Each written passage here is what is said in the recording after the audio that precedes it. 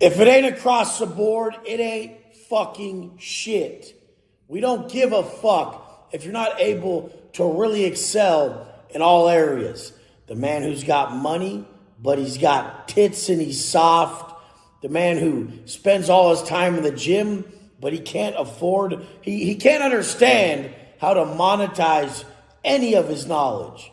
I mean, I was just watching a video on Instagram. A bunch of entrepreneurs who are sitting there smoking cigars, drinking alcohol, having a house party like they're a bunch of fucking 17-year-olds. What the fuck is this shit?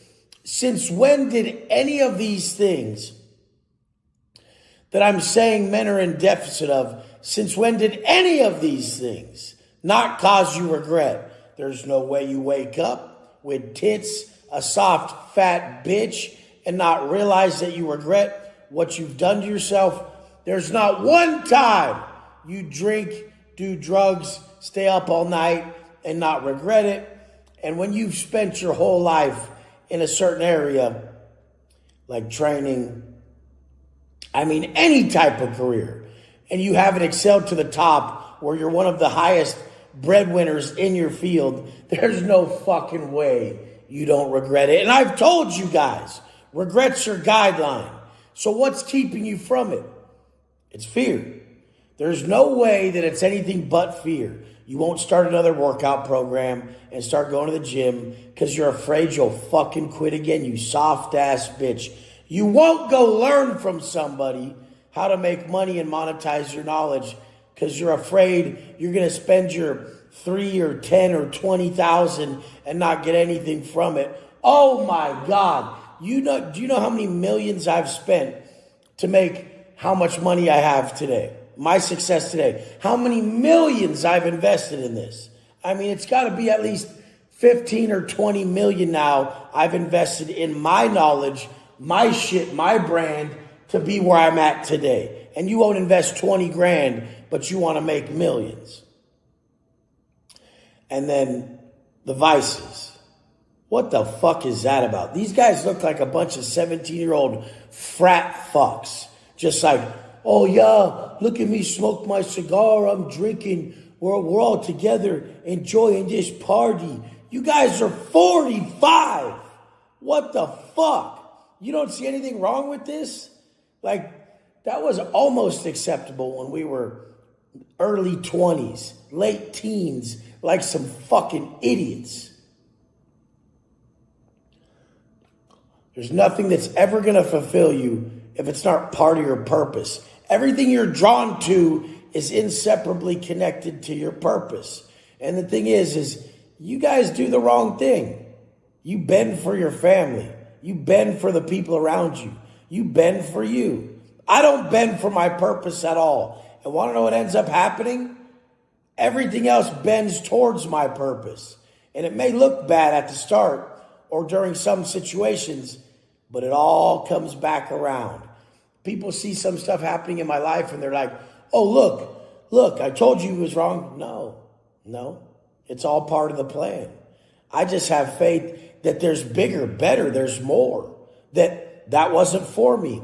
Anything that's not in your life that is not drawn to you when you're living in alignment is not for you. So let's just say I'm in perfect alignment with my purpose and people around me aren't.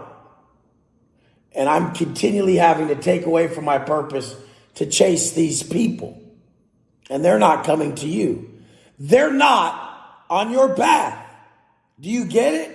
I know it may hurt, but that's why I'm never hurt, because I report above. I never miss what I've lost. I always give love to the time it existed and the future that I'm walking into. Always. Even if it doesn't work with the people I love the most. Because that's what life's about.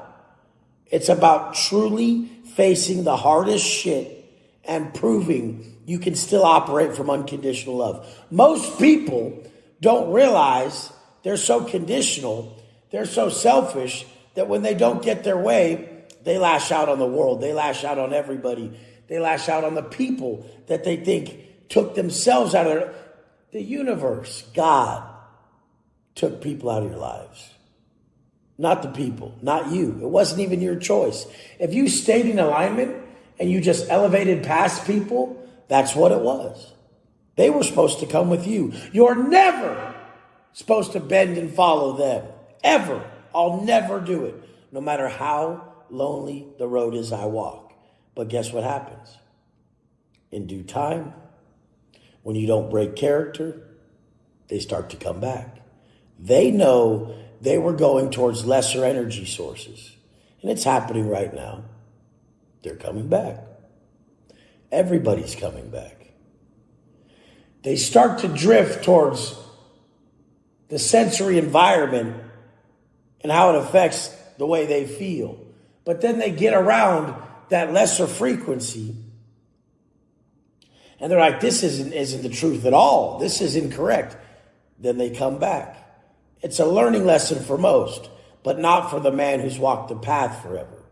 And I'm talking about the online space. I feel people drift when they hear certain things or they follow negative outlets that preach an opposite message than what we have here. Because a lot of people preach that the drinking is cool. A lot of people preach that discipline isn't needed. A lot of people preach the opposite of me. And people drift over there because it's attractive. And they're like, yeah, this is attractive.